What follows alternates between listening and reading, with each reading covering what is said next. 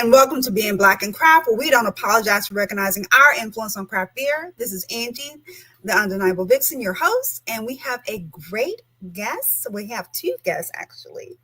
Got a duo for you today, but let's go ahead and just get out some beer news.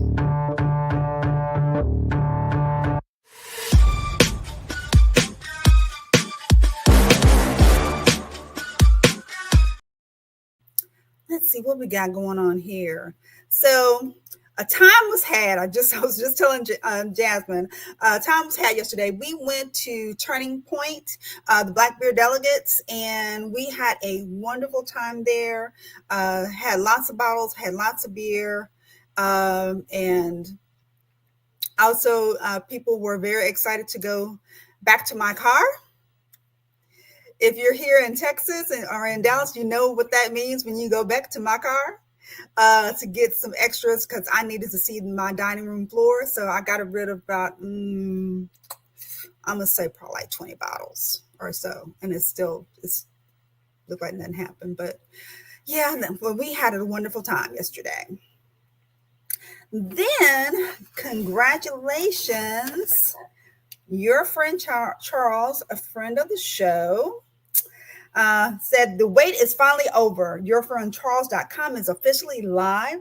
Shop over 150 Black-owned spirits, beer, wine, and zero-proof brands all in one place. Filtered by HBCU founders, Divine Nine, woman-owned, LGBTQ+, and more. Shipping to 44 states. So let's diversify those bar carts. And let me see if I can. Let's see.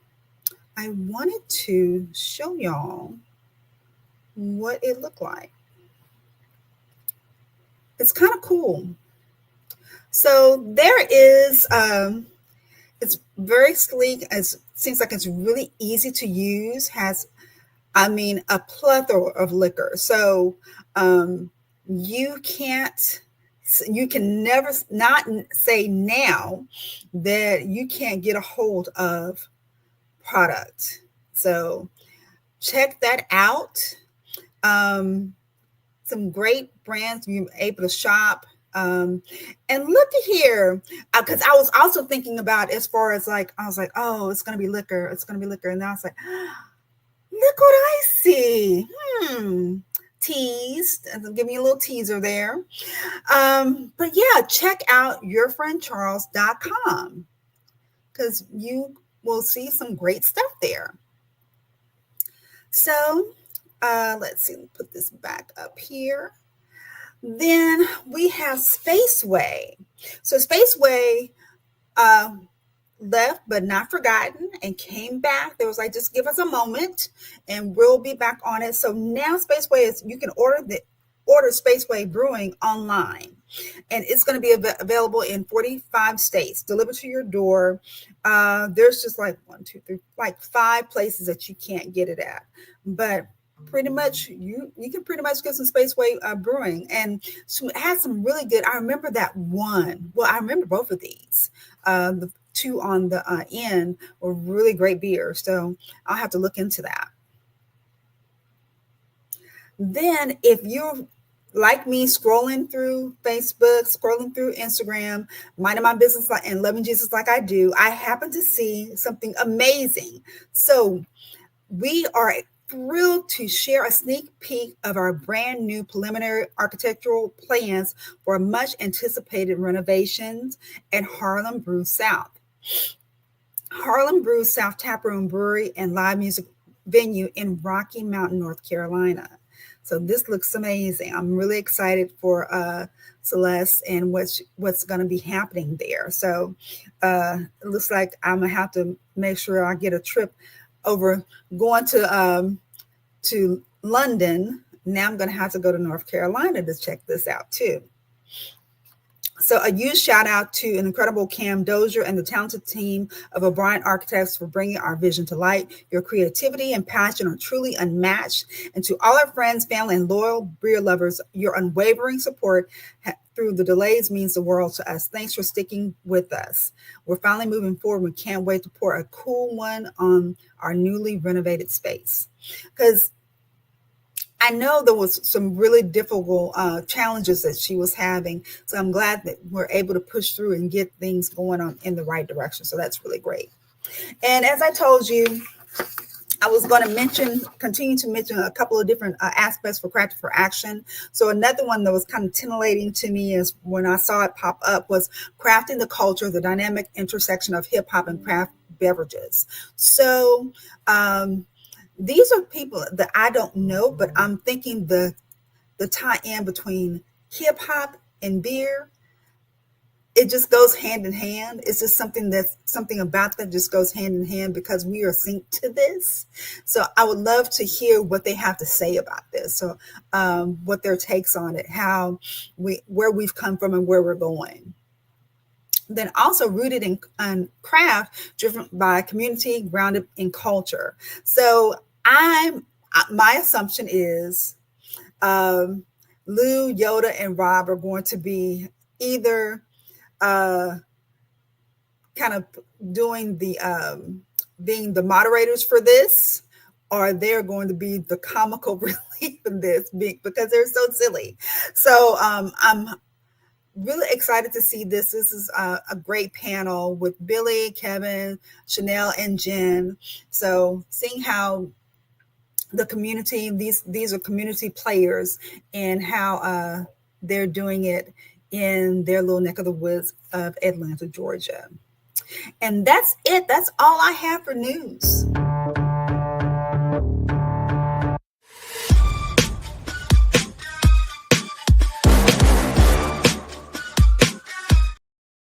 So let me go ahead and bring up my guests. Hello, good evening. Good evening.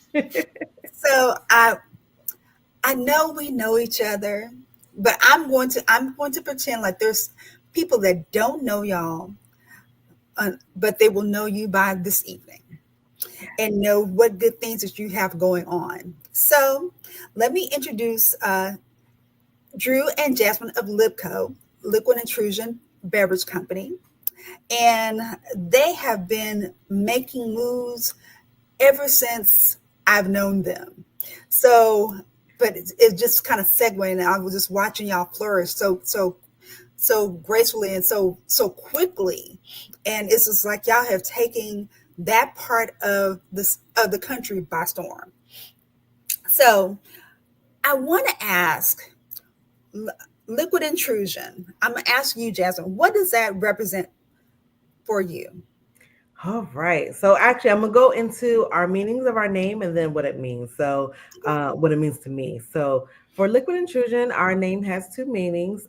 First, scientifically, the way the water flows through malts and hops, of course, which then turns into beer. Once you add that yeast there, of course, the kind of like Pac-Man, it eats the sugars, creates the yeast. I mean, it creates the beer there. But then, secondly, we want to intrude on a market that's underrepresented by African Americans. As majority of the people on your space may know, African Americans only account for less than 1% of the craft beer sector. So, out of about 10,000 breweries, we're looking at about 86 of them being Black owned. Of that 86, only 12 of them have brick and mortars. And then out of that 86, only I want to say another 12 or 13 of them are Black women owned. So we want to pretty much just take back what was previously ours to begin with. Yes, I'm taking it there. And we want to let folks know that look like us, who we call our cousins, let them know that beer is for us as well, even though we may go into spaces and we don't see a lot of us in there, or there's some times when we go into spaces and they all of a sudden want to change the music. That's not necessary, but we want to make sure that beer is for everyone. I hate to use someone else's terms, but yeah, beer is for everyone. Yes. Yes. So, Andrew, or Drew, sorry. No, no worries. Well, first off, I'd like to start off by saying to my mama and my in-laws, we made it. And then from there, thank you for having us on, Angie. We go way back with you, back during, the pandemic lockdown days and the virtual Yeah. happy hours. Oh man. Before the black and orange was even a thing. So, it's always good to see you and talk to you. And also congratulations, because I think the last time that we were on, this virtual streaming space wasn't a thing. So, I want Yep. to tack it up for you as well. So getting into your question, it's kind of piggybacking off of what Jasmine said. It's kind of like, we want to reclaim craft beer, right? Like, back in the old days, we all know that, craft beer originated in Africa by African women, but like everything else, taken away and colonized. So we really want to do our part. And I think that we put the best foot forward towards that, just because of, us being in Prince George's County, Maryland, which is one of the most affluent African-American counties. We do have breweries there, which are very awesome. They have their own niches, their own audiences and things of that nature. Mhm.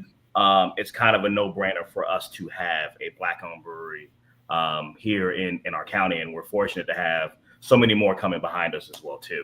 Yes. So I know that you had a history and a background that kind of was able to give you a soft place to land to have Libco. But Jasmine, and your I don't think I really remember what your profession was and how is that helping? Is there anything that you're able to glean that you can bring to the Libco side? Yeah, so my background is in IT. So I take care of everything website related. I take care of everything, well, not everything. I take care of a lot of social media. Of course, with Drew, he's the guy behind the camera. He has a vision of different graphics, different viewpoints of what he's trying to get across in our posts and our reels and things like that. But yeah, I'm what he calls the eye in the sky. I'm the admin. I'm the person. Even in my day job, I'm the person behind the keyboard. Even when it was time for me to be the face of the business, it was a little bit of a learning curve. Again, my Yeah. day job, I'm behind the screen. If you need to get in contact with me, send me an email, send me a chat. But now, being the introvert person, having to make that first contact with other folks, it was definitely a little bit of a learning curve. However, it has been a fun journey. I will definitely say that. Good. So yeah, definitely IT, and I guess part-time extrovert now. Okay, good. I definitely saw the change. I was seeing you more. I was seeing your because this um Andrew and Jasmine are a married couple. So I'm seeing you as far as like your partner, your business partner, as well as your husband saying, I'm putting you to the front. You deserve to be in front. You are a part of this as well. You are just as much as here as I am. So I appreciate you being able to accept the challenge, and I appreciate Andrew for giving that little bit of the nudge that was needed. Oh man. Like for me, like you said, I've been in the industry, right? So like I've worked for other brands, distributors, things like that. So like, the day-to-day process, I'm used to it, but it's just our baby now is the best way to say it. Mm, And with that, like I want to empower Jasmine in this, for her to have her own voice, for her to be able to make any decisions that she wants to make. Because like it's our business partnership is kind of similar to our marriage relationship, right? Like we do what's best for us as a couple, as a unit, our household, and doing the same for the business. We're just flourishing and going from there. Being able to get her out into the market, making relationships with the accounts as well too, being customer facing and all that jazz. It's pretty much training for the end all be all goal, which is brick and mortar things of that nature. So it's like, if something goes wrong, we're the last person or at the top of the chain where if someone wants to be able to communicate with us, we'll be there, we'll be available for them and go from there. okay, okay. Yeah, I just that just seems like it seems really daunting as far as like having all that knowledge and being able to make sure that you put it in the right spaces for you to make the moves that you need to do. So that's really it's amazing. So I'm wondering, what was the first beer that y'all brewed together? Because you did some home brewing, right? Yep. We- So pretty much the how this all started was during the pandemic. As you all know, I was proxying beer across the country during the pandemic, seeing the latest release, things of that nature, and then also just going out and just supporting the local stores. But at some point, those price points were pretty high as well too. So with that, it's like, oh well, maybe we should learn how to brew it ourselves and go from there. So first style actually was a extract kit, grapefruit IPA. Just brewing that just to get our feet wet, just so we can see what we're doing. The beer brewing, the brewing process came very easy to me, and the liquid came out really good for an extract batch. So I was actually pretty mad at myself because like, oh, we should have just jumped into all grain and just knocked it out of the park. So then going into all grain, our very first style was our South of DC cream ale. Yeah. And for him, for Drew, he likes to say that he will brew that because it was my favorite style at that time. It was light, simple, but he wanted to continue to get permission to brew.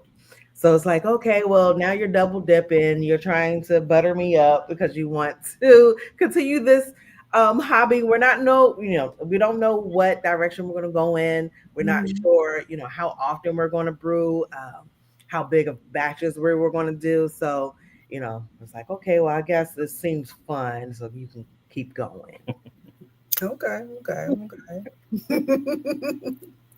So when I guess when you brewed that, when did you decide, you know what, we might need to go ahead and do go ahead and get this ball rolling a little bit? So after the extract grapefruit IPA and after the cream ale, we started experimenting with IPAs. So of course, then we're expanding our portfolio, just trying to figure out the simple styles to make, the more intricate styles to make. So we landed on doing an IPA. Drew was trying to perfect, I believe you wanted to do a hazy. Originally supposed to be a hazy. Originally supposed to be a hazy. But as we all know, as some of you may know, for IPAs, they can be a little tricky, especially when trying to transfer from vessels. As soon as you get oxygen on them, they change colors. And for those that don't know, breaking the fourth wall, Drew's a perfectionist too. So when things aren't going his way, he's going to make sure everybody and their mom in the area is going to know that he's not happy. So this hazy IPA was not coming out the way he wanted. So I was like, dude, let me know what's going on. Let me see what you're doing. So I went down there, made a couple of changes, pulled back on some of the hops that we were adding, actually made what we now have as our IPA, the African Queen of her Seven Seas. So instead of it being a hazy, it turned out to be West Coast. He's like, hey, this actually turned out great. I'll go with it. We started playing around with the Plum Basil Farmhouse Ale, our lemongrass saison, and giving it to our family and friends, especially my father. He would come down to our Keyser. His favorite thing to say is, I need to come down and practice pouring. I need to come down and get some practice. Okay, sir, we can get your practice. And we haven't poisoned him. He hasn't gotten sick off of our homebrew. So one day, Drew was like, hey, do you want to actually make this something of ours? I'm like, are you sure? Because again, I'm an introvert. I'm like, I don't know. Is this what we're going to do? And then also, not trying to cut you off, like in that time, like we're going to, Barrel and Flow, which was then Fresh Fest, so it's like all these times, like me being in the industry, I thought I was a unicorn, right? Like I'm the only person that's in my distributorship that's African American on the sales team, specifically in the on premise, not being in the off premise targeting, predominantly Black neighborhoods or anything like that. I'm, doing the happening bars around, Washington, D.C. And, in my distributorship, if you were African American, you were either driving a truck, doing a delivery, or working a forklift. And that dynamic was just there. Now, mind you, we're talking, 10 years ago. So with that, it's always been a thing or goal. It's like, oh, it'd be kind of cool, start a brewery. Let's see what we can do. And then, going to Fresh Fest now, Barrel and Flow, just seeing, all the camaraderie there, all these, amazing Black owned breweries, the styles that they're brewing, not every liquid tasting the same neither. Like there's, different aspects to what everybody's brewing was really cool. And that was kind of like the swift kick that I needed to be like, Mhm. man, we could do this because like with all my experience and background here in the DMV, it's like, why not? And then from there, I always like the wife and I, we're high school sweethearts, so we've been together. So like, why not challenge our relationship to each other and progress it a little bit more?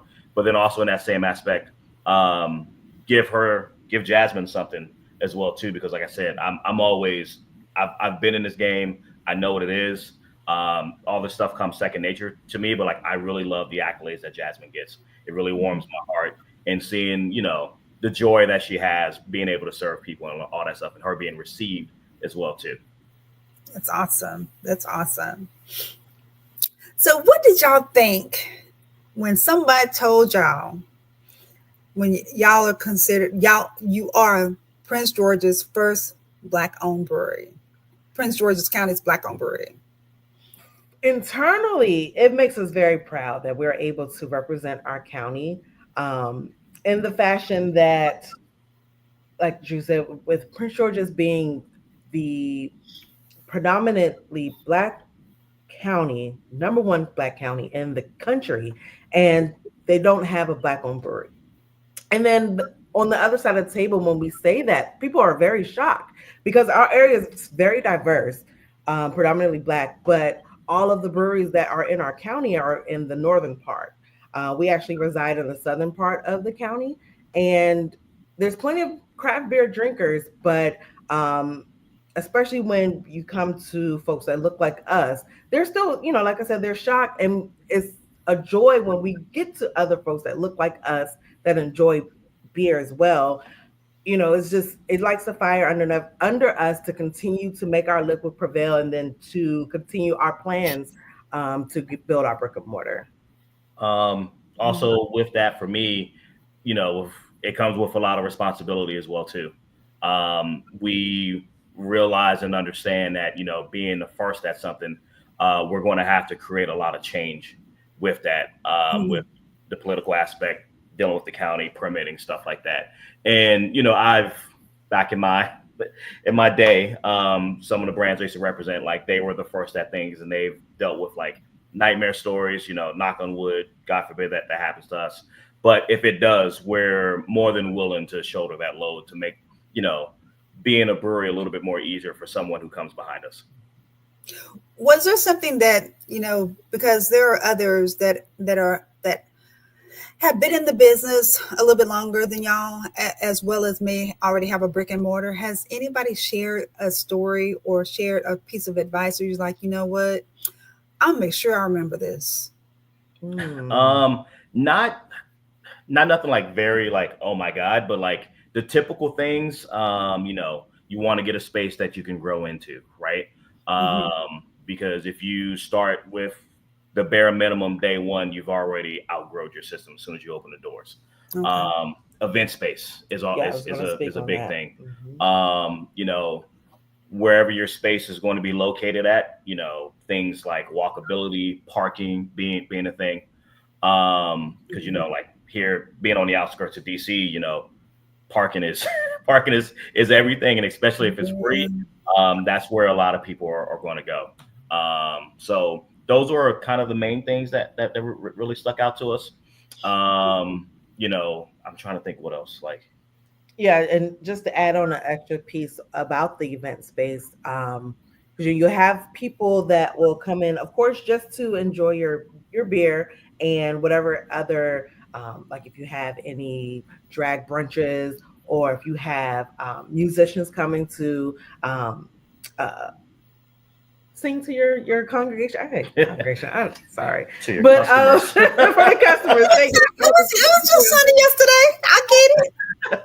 But yeah, event spaces, people that want to have birthday parties, wedding Mhm. receptions, anything like that. So you could kind of double dip, to take care of your beer drinkers and then to take care of anyone else that is looking for a space big enough to host an event. But then, the plus is that there's beer on the other side of the wall.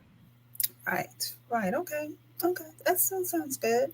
Um, Let's see. I think it is time to have a break and have a game.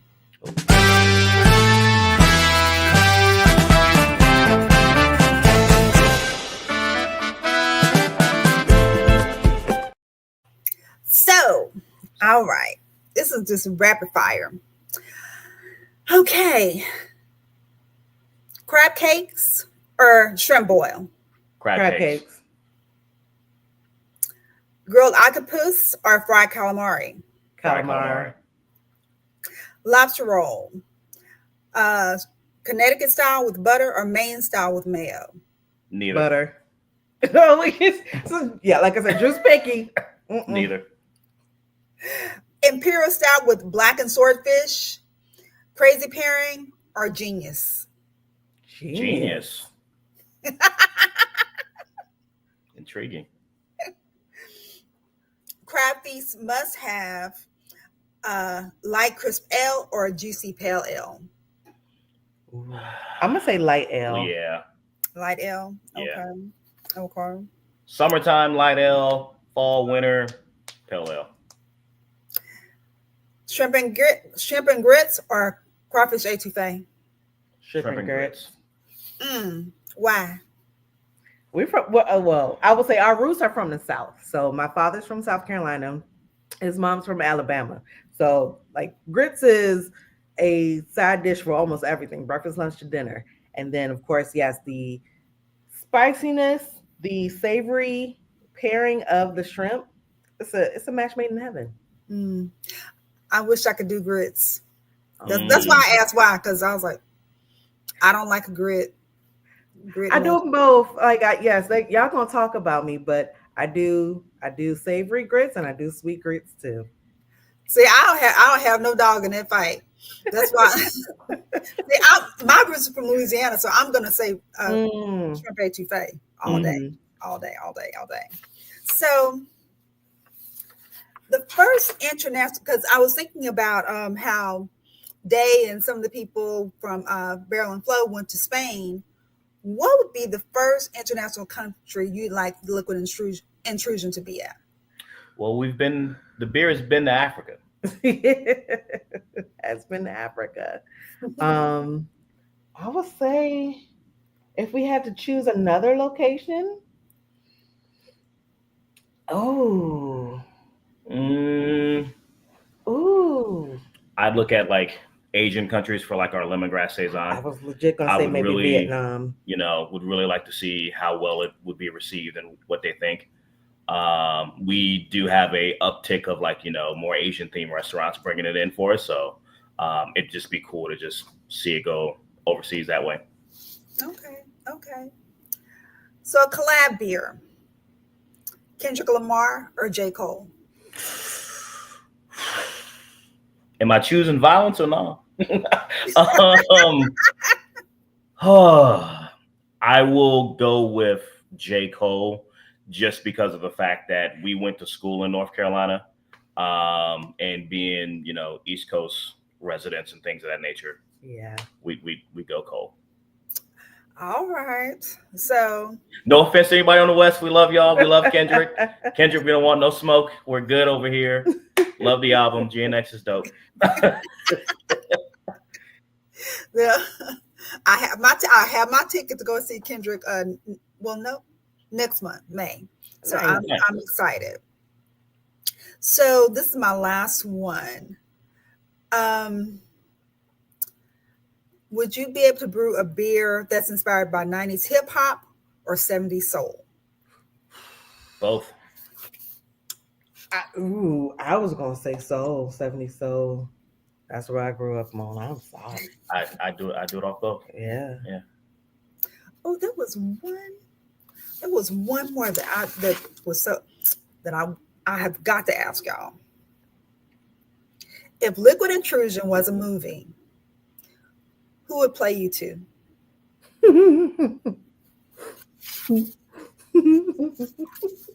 Wait, you should have gave this one ahead of time so you could think about it. Oh my God. My first thought is Samuel Jackson.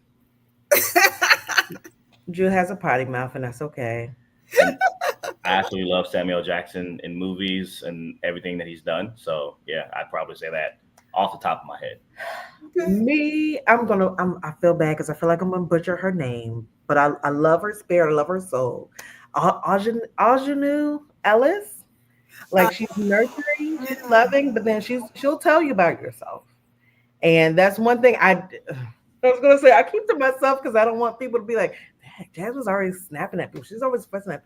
But yes, there are some folks that get it, and yeah, I'm gonna leave it at that. Guilty. okay. That was fun.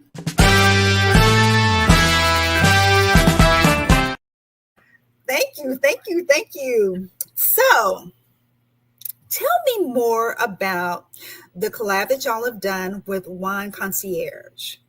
Yeah. So Wine Concierge, she is it's a Black woman owned wine service, wine club, and she also partners with other Black winemakers in this area and ships all over the country. So we partnered up with her. I want to say a couple months ago. My timeline might be off. Shout out to Leslie. We love Leslie.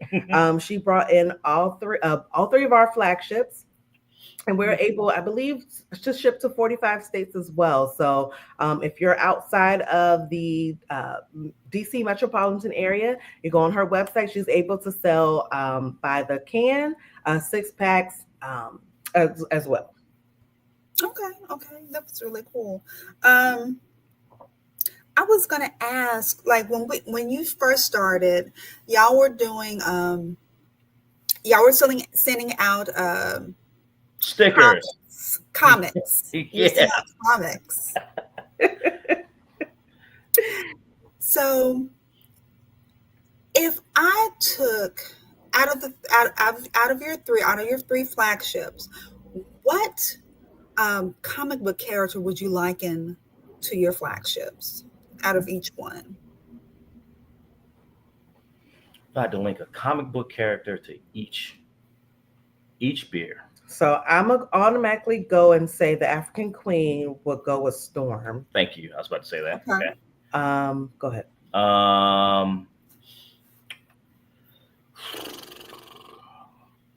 Really putting us on the spot here, Angie. Here. Cream Ale. Somebody even kill. Easygoing character. I don't I feel know. bad. I can't think off the top of my head. I'd probably say let's go Marvel. Let's go Captain America for the Cream Okay. Ale. You Okay. know. Saison. Mm, it's quite a bit. I don't know. We might have to circle back on Yeah, that well, one. let's circle back on that. Okay. Okay. So I know everything. I know that everything is usually perfect, but tell me about a time where you may have had a beer fail, and how were you able to kind of get out of it? In on a professional scale, no failures. We've been very adamant, to make sure that batches are coming out at the right time. If we deal with anything, it may be a little bit too soon for the next batch to drop, but that's us just getting prepared for like the summertime. Mhm. 'Cause, that's when people really are out. The patio bars, the rooftop bars in this area are taking off. On a homebrew scale, if it goes bad or if we had something go bad, we just dump it out. Okay. And I would Okay. definitely say one of the fails was when we were trying to perfect the cream ale, because of we were trying to make sure we regulated the temperatures. For the cream ale, it needs to regulate. The temperatures had to be at a lower range as opposed to some ales, other ales. Um, Mhm. Similar to a lager, of course. Lagers have to be cooler as well. So with the cream ale, it was a lot of trials and a lot of ice trying to make sure Mhm. we got the temps where we wanted them, because we also made the mistake of trying to brew it during the summer. Yeah, And for those that may not know, DC summers aren't that nice. it's not. And yeah, that was I think we got it right on the third time. Yeah, Yeah. Mhm. Okay. Okay. that was a lot of like trial and tribulation as well too, trial and error. Yeah. And Yeah. time wasted. Yeah. So also, Drew, I saw when I was scrolling through that you are a part of the Brewers Guild. Hmm. So tell me, how did that come about, and how's it working out so far? Because So when we first started Liquid Intrusion, we had automatically signed up with our Brewers Association as a brewery in planning. And then we started contract brewing, and then when they realized we started hitting a certain threshold of barrelage in the market, we had to up our status of what we were. So we're still technically a brewery in planning, but we are an active brewery is the best way to say it. Mhm. And then we would just show up to the meetings. The meetings are once per quarter. They're spread all over the state. So, whether it's Northern Maryland, Frederick, all the way up there, Baltimore, right here in our area, or even going, on the Eastern Shore, we'd always show up. If it wasn't both of us, it'd at least be one of us. Uh, Mhm. we do feel like representation matters when it comes to like the Brewers Associations. Yeah. You know, going to the National Black Brewers Association, love them to death. They're great. But I feel like there has to be work done on a local level. So with that, we really try to, um, give our input, give our feedback, and then, pretty much there were some seats open, and I wasn't even really considering it, but some folks reached out to us and said, "Hey, we think you'd be a great person for it." Just being not new to the industry, but being new as a brewery to the industry. Also having a passion behind it as well too. We're very prideful, with our area, the DMV. Clearly, we say crab cakes over anything else, but that's kind of our thing, and we really want to give a sense of pride, or like that. People say Maryland is a cult, which might be true, may not, depend on who you ask. But we really want to have that pride when it comes to our craft beer scene, because we Mhm. think that our craft beer scene in our state, our DMV area, our Mid Atlantic region is legit and can go toe to toe with any other regions across the country. But for some odd reason, people just don't talk about us, and we're tired of being quiet. Mm. I get that. I get that. Definitely get that. Um, so are you is are you like 24/7 Lipco, or do you have a day job now? Or So have you still working a day job, Okay. but Even so, I will say for both of our jobs, Drew's more hybrid. I am completely at home except for a couple of days per quarter. And Mhm. even in um, my job here, I I may not be able to dedicate as much time as Drew would, which makes me jealous. It's like how you have a hybrid job, and even on your day when you're at home, you can dedicate more time to Lipco than I can. But Mhm. in between meetings, in between calls, lunch breaks, I'm able to catch up on emails, do social media, update website if need be. Um, and then if I do have a lighter day, I can make some sales calls here and there. But yeah, right now we're still have our daytime jobs, but still dedicating a lot of time to Lipco on our off time.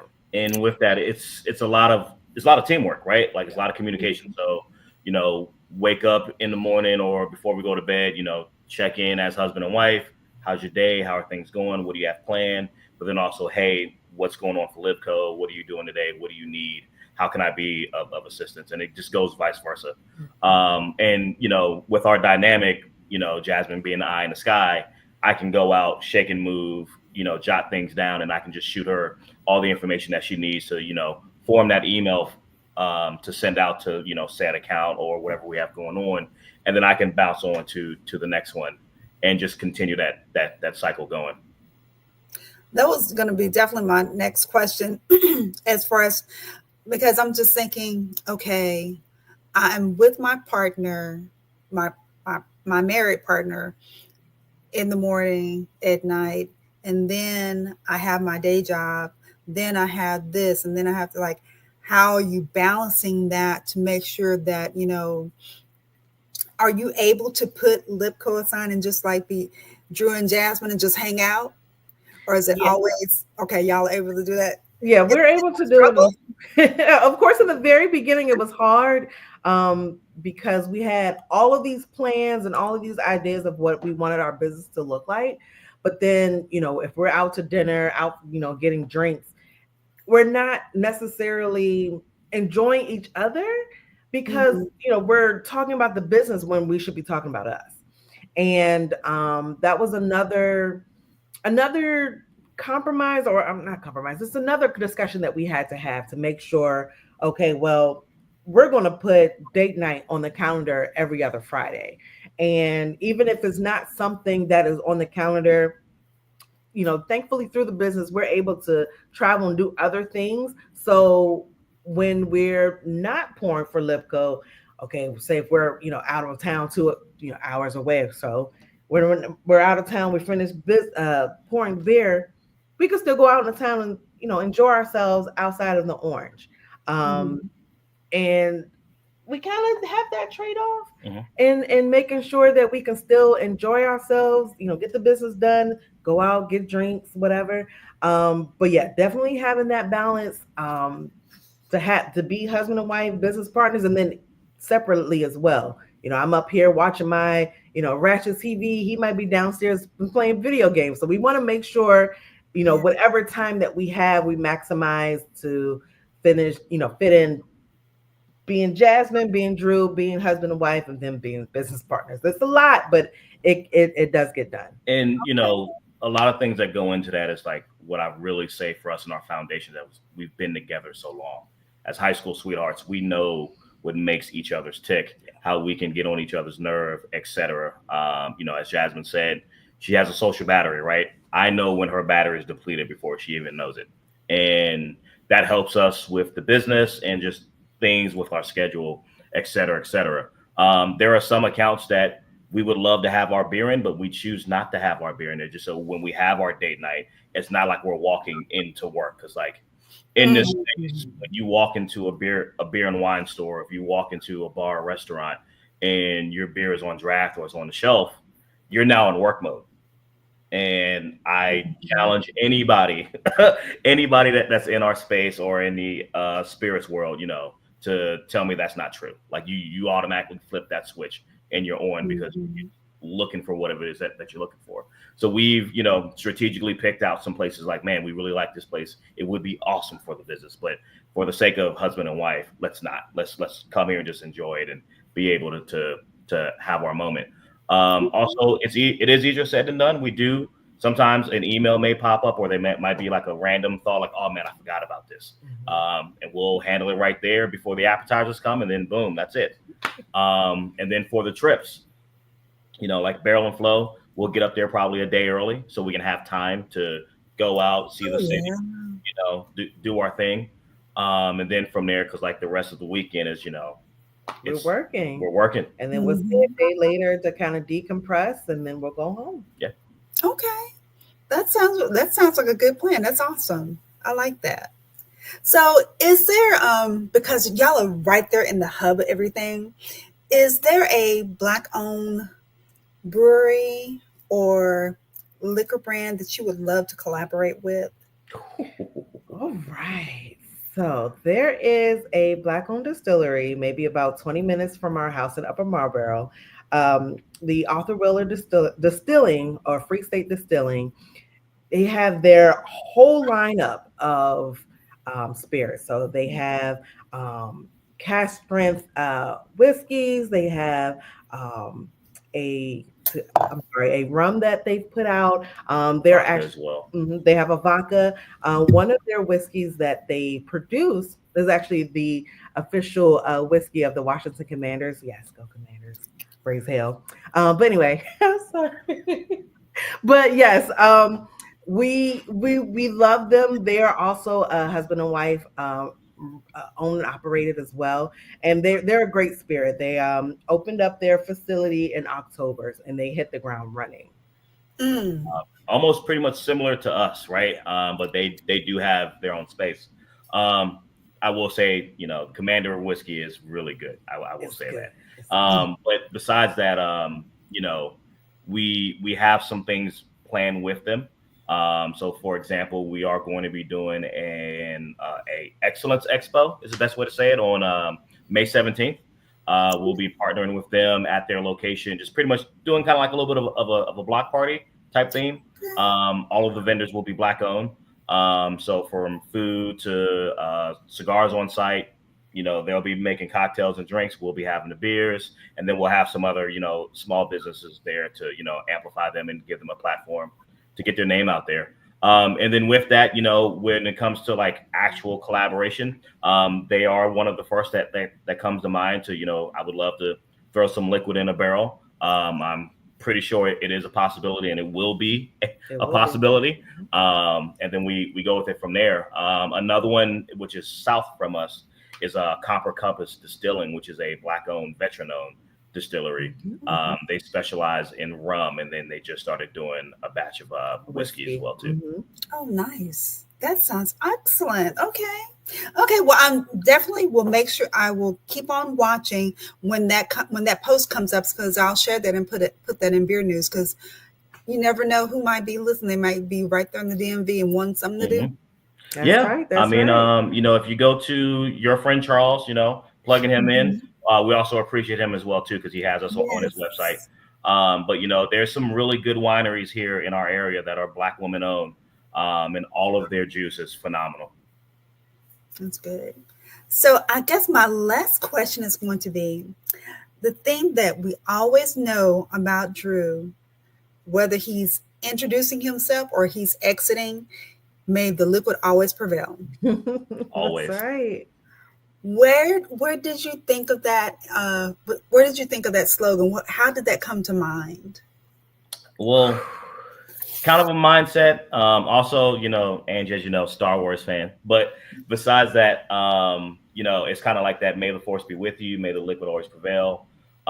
We knew what our brewery name was. We knew that we were going to call beer liquid, so we really wanted to really drive it home for the consumer. But from there, it becomes a mindset for us, right? So it's like, may the liquid always prevail. And behind the scenes, our slogan to ourselves is that, the liquid must prevail, no exceptions. Even when we're dog tired after, completing some festivals, tastings, if we had a hard day at work and, we have to go out and, hey, at the end of the day, the liquid must prevail. And that's kind of like a mantra, the fire underneath our butts to continue to keep moving forward. And it's great when people give us love and all the accolades of what we've done, but we still have so much work that we want to accomplish on the side. So like, for example, Friday, right? Like this past weekend, Friday, I had to drive up to our contract brewery, pick up some product. Saturday, we did a roller derby. We provided beer for them, which was fun. It was, something different, because I'd never think that I'd go to a roller derby ever in my life. I've seen it on TV, seen it in the movies, but actually seeing it, and it's like 20 minutes down the street from our house, which is actually really cool. And then, being there, working that event, we even stayed later just because of the athletes. They're literally working and competing, so they don't have time to to enjoy themselves or do anything or decompress. So we stayed a couple hours later just to let them decompress, enjoy the liquid, and have fun with them as well. Build a relationship there, and then we shut down there, came home, got everything back chilled and refrigerated, and then yesterday we did pretty much an all-day festival that's pretty much showcasing Southern Maryland businesses. And then today went out, got up, still got work to do, gotta answer some emails, gotta call some folks, check in with some accounts, and then now we're here with you. So with that, we say the liquid's got to prevail. That's right. No exceptions. Okay. Well, I think that's a great segue to end the show, because I mean, I don't think I could think of anything else to say. May the liquid always prevail. Always. Always great seeing y'all. I promise you it's been great seeing y'all. I miss y'all as well. And I've got to make my way up that way, because I need some crab in my life. I was gonna say, come on over. We Hey, got some crab cakes. We can set that up for you. the old bay is ready for you. So you just hang on and while I go ahead and close it out. But thank you again for coming on, and thank you for everyone for showing up at Being Black and Craft, where we don't apologize for recognizing our influence on craft beer.